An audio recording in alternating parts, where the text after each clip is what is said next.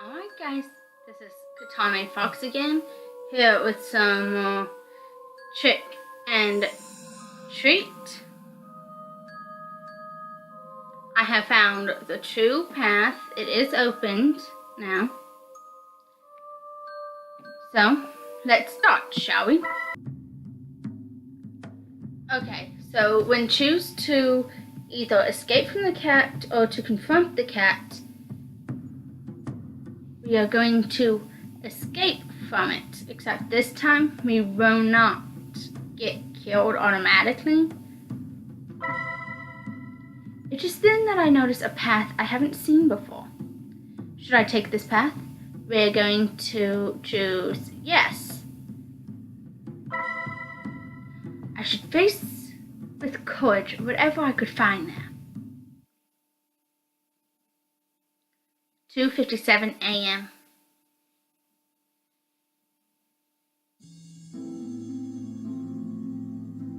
I don't know how long I have been running, but it's been some time since I last heard either the voice or meows, much to my relief.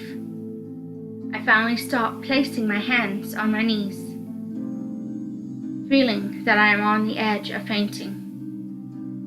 I breathe through my mouth, trying to fill my lungs with as much air as I can, while my legs hurt as if they had been hammered mercilessly. But this pain does not bother me, because I'm finally safe, at least temporarily. I'm still lost in the dark forest and surrounded by this rotten air, but they don't feel nearly as bad as before. I look down at the ground while trying to catch my breath. How can I get out of here? I asked, confused and frustrated. I felt really anguished. I closed my eyes and let out a long sigh. I have to calm myself. Easy, you can get out of this forest. Have a little rest and then continue walking. I give myself a moment. I needed it. I open my eyes, and at that moment, I see there is something below me. I almost step on it. Because of the darkness and my desperation, I had not noticed it before. Confused, I note a small hand that comes out of the ground. It is a human hand, at least in form. With only a glimpse, I could tell that it was a toy made of metal. Without hesitation, I bend down and start to dig it out. Slowly, my hands move away the earth that hid a toy, only to discover that it was the figure of a knight. It's dirty and very worn down. Must be a very old toy. I raise the toy to my eyes, examining it carefully. Leanne? I read aloud what the toy had written on its back. Must be the name of the person whom it belonged to. I look at it carefully, trying to think who Lillian might be.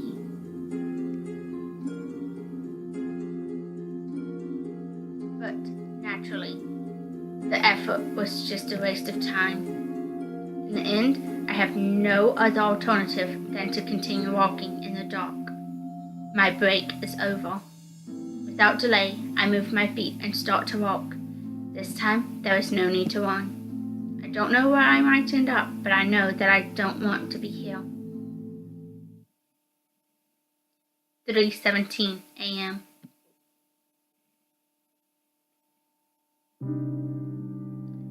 What is this place? I ask myself when I arrive at a clearing in the forest. Only a few minutes since I found the toy have passed. There is something strange about this place, but not because it's dark and oppressive as the rest of the forest.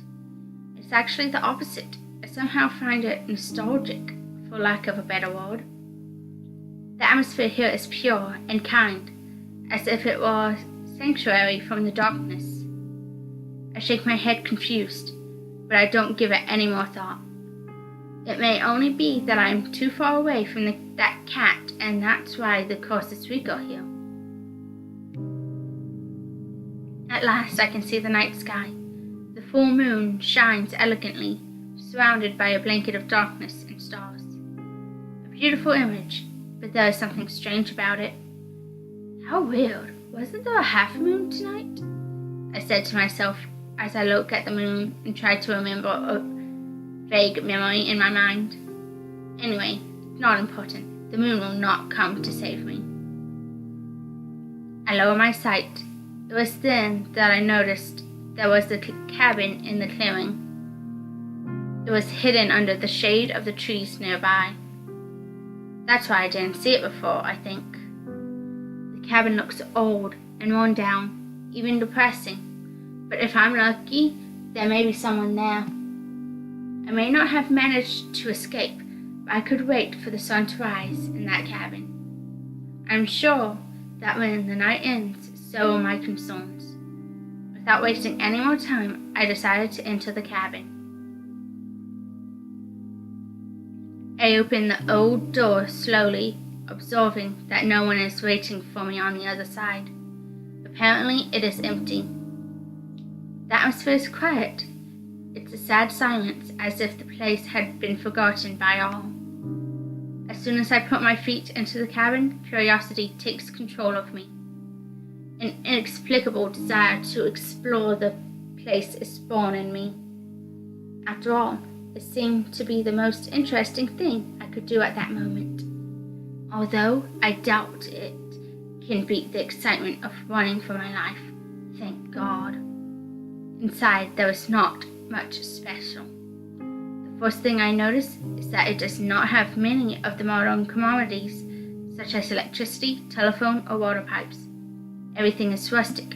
It seemed that place was even older than it appeared to be, as impressive as that sounds. In the living room, there was a fireplace. With curiosity, I looked inside of it, but there was only ash. No one had used it in a long time. At the table, I see there were 3 empty plates. It was as if the family that lived here was getting ready to eat, except that there was no food for them. I then decided to enter the rooms. The first one has a double bed. There's not much else there. I saw just a wardrobe and a chest of drawers made of wood, yet both were empty. If there were ever clothes in them, they must have disappeared with the time. Then I go to the second room. In this, the bed is smaller. I guess only one person used it. The first thing I noticed is that there were toys on the floor. Figures of animals made of wood, also some marbles and a rag doll.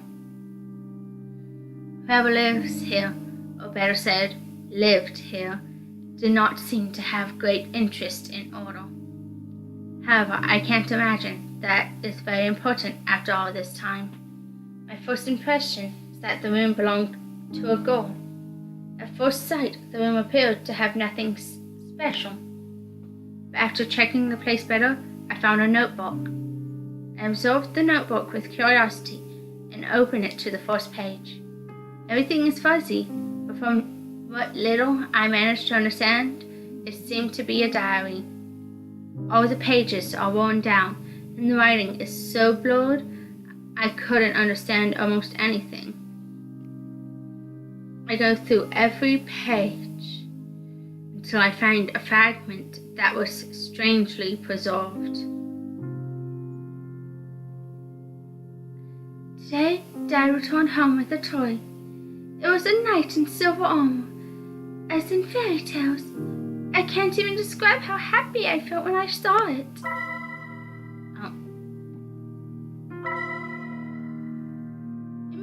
I immediately ran to him to give him a strong hug.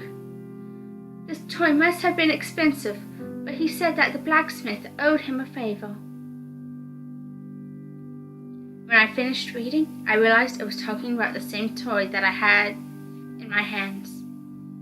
You must be Lillian, I said, speaking to the diary without waiting for an answer.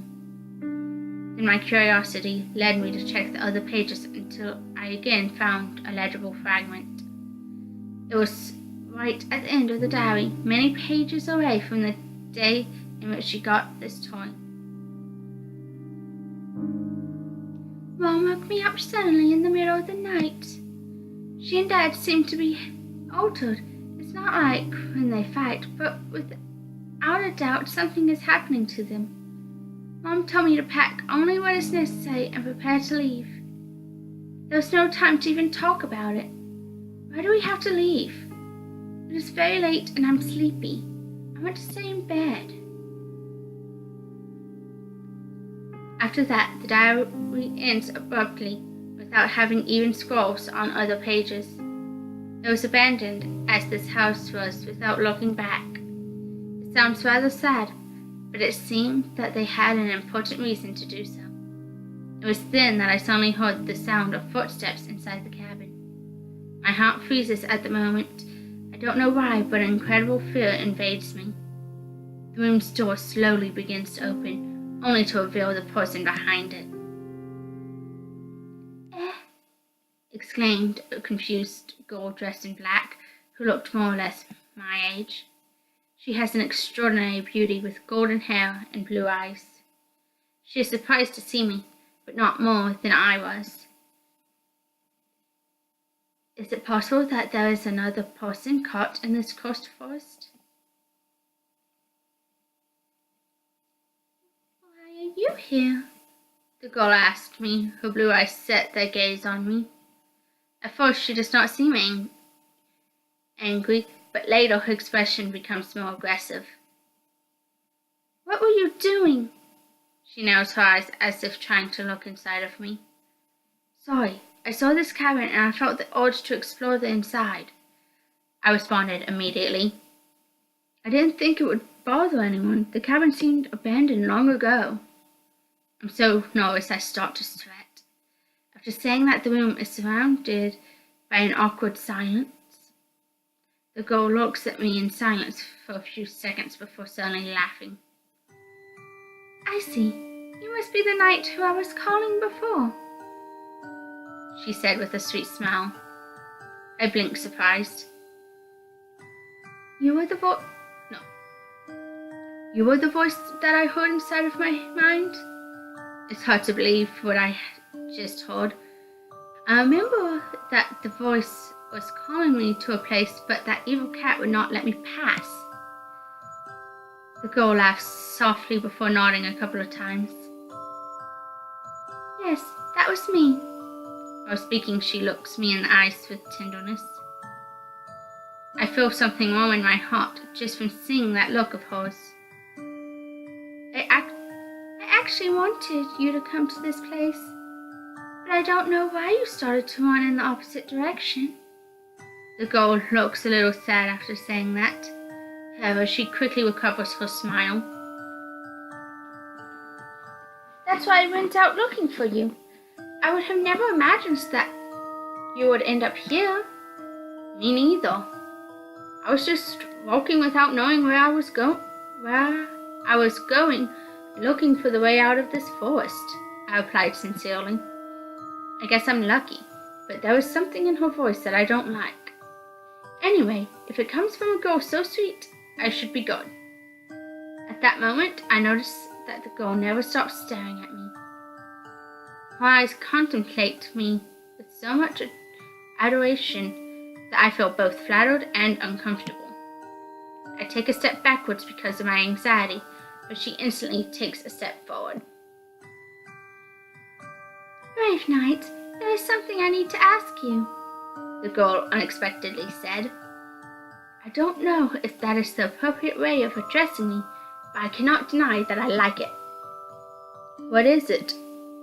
I go shortly after asking. My heart beats fast. Then the girl goes one step further, and then another. She is now so close that I can smell her faint scent. It seems that she did not know of the concept of personal space. It was then that I suddenly heard something hit the ground. The surprise makes us both silent. At that moment, I realized something that should be in my hand no longer was there. Unwittingly, I dropped the knight toy. My anxiety made me clumsy. That, said the girl after a short silence. The look in her eyes had changed completely. She is astonished. Suddenly something had stolen her breath. The blue eyes are no longer concentrated on me, but look down at something that is on the floor. "Where did you find that?" the girl asked, astonished. I do not know how to react. I just silently bent down to pick up the toy. Then I offer it to her kindly. After hesitating for a moment, she almost snatches it from my hands. It seemed to be something very precious to her. "I found it buried in the forest," I reply kindly as I see how she embraces it, with such tenderness that makes me smile. "I guess that you must be Lillian?" She nods. "Yes, my name is Lillian." She then returns her gaze towards my face. Her eyes reflect a shy and pure kindness. "Thank you," she said timidly. "My name is Axel, and you don't have to thank me." Even if I couldn't escape, it seems that I would have some company. If all goes well, we only have to wait until the sun rises. I give one more look at Lillian. The first thing that is noticeable is her great beauty. But after seeing more carefully, I notice that there is something more. Its presence is a little strange. She blinks after realizing I am looking at her. Immediately, I avert my sight nervously, only to hear her laugh. "You're the girl who lived in this house, is that right?" I ask, steeling myself for what she was going to answer. "How is it that you're still in this place?" I gulp. "Perhaps you're some kind of ghost or something like that?" Lillian looks me in the eyes with tenderness. "Do I look anything like a scary ghost?" she said playfully. I immediately reply, saying no, with a shake of my head. "You're right. I lived in this cabin for a long time with my family, but that is now a thing of the past." "Could you tell me about that?" I asked, guided by my curiosity, without thinking that it might be something personal. Lillian closed her eyes and thought about it for a moment. "I could, but only if you promised to help me before listening to it," she said, looking at me later with puppy eyes, quietly begging for my approval. I cannot stop thinking that this girl is adorable, but something does not convince me. "Promise to help you?" I said without much energy. "Before promising that, I need to know what kind of help you want from me." My words are firm. "I don't want her to ask later for my soul or to drink my blood." Lillian makes a childish and annoyed face for a couple of seconds. "I just want a bit of your energy, Knight. If you give it to me, then I'll respond to all your questions." After saying that, she gives a tender look towards me. I do not understand what she means by energy. It's not like I'm a battery. But I do have many questions that I would like to ask. I doubt for a moment before sighing with resignation. It seems there is no other way out. "Okay, but how will I do that?" I ask, looking at her confused. Lillian smiles unexpectedly, full of joy. "It is very easy. You just need to kiss me, Knight," she responded, as if it wasn't anything special. Did I hear well? Kiss her? I lost my breath just from thinking about it. It seems that coming to this forest had been a good idea after all. I suddenly feel Lillian caressing my cheek with one hand. I turn to see her face, only to discover that she is very close to me. Instantly I blush, but shortly after I notice something strange. Her body feels cold. I don't know how to explain it, but her presence is strangely faint. The texture of her skin is nice, but at the same time weak. Lillian smiles while she looks me in the eyes with a mischievous face.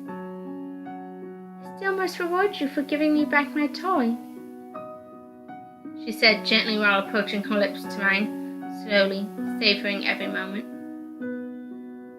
I couldn't do anything to stop her, Soon I feel her lips against mine. At that moment, I felt as if I had been possessed. My desires take control of my body, forcing me to kiss her passionately, as if we were lovers seeing each other after a very long time. I close my eyes. I didn't need to see, just feel the love from her lips. However, the sweetness soon dies, being replaced with a stabbing pain, as if someone had stabbed needles of ice along my back. Without thinking, I break the kiss and move away from her. "What did you do?" I asked, giving an astonished look at Lillian. What was happening to me? I feel cold, as if she had stolen half of the heat from my body. I also feel heavy. "You don't need to fear. I just took a portion of your energy as we agreed," answered Lillian, looking at me with puppy eyes that begged me not to get angry with her. "Don't worry, you'll soon feel better," she added shortly after. I become silent just from seeing her. I could not be angry with someone like her. Then I sigh, leaving my anger and concerns with my breath.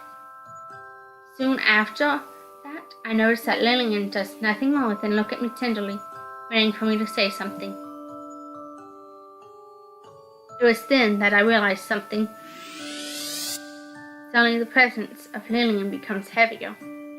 I exclaim with curiosity. Before she felt almost transparent, but now I see her with solid colors. As if before she was just a reflection, and now she was real. "Did you notice my night?" she asked, full of joy. "Thanks to you, I can now materialize myself completely. Before my presence was partial, dim, but now I have more power thanks to you," Lillian explained, giving me a smile. Now I understand why she wanted my help.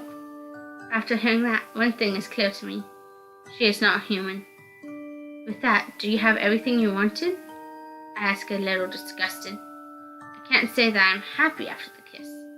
I still have some difficulty standing. Lillian responds with a nod. "Yes, I will now respond to your questions, kind knight." Her words are honest, just like the sweet look in her eyes. Well, it seems that I can trust her. After looking at her for a moment, my lips finally move. "Where are you exactly, Lillian?" was my first question. No doubt it must sound strange, but there is something here that does not make sense. "Are you really not a ghost? Or perhaps you're a witch?" Lillian stares carefully at me before laughing softly, closing her eyes a moment. Then she looks directly into my eyes. "You got one of them right, my knight." She pauses. "I really am a spirit, but before I was a witch who lived in this place." "A spirit?" I ask, confused. How is that any different from a ghost? To me, it sounded like the same thing. But then I see Lillian shaking her head in denial. She then looks me straight in the eyes.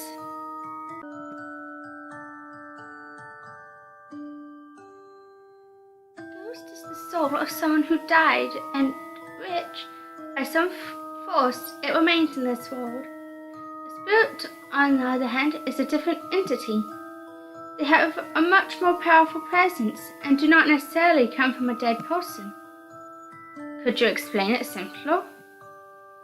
I asked, completely lost.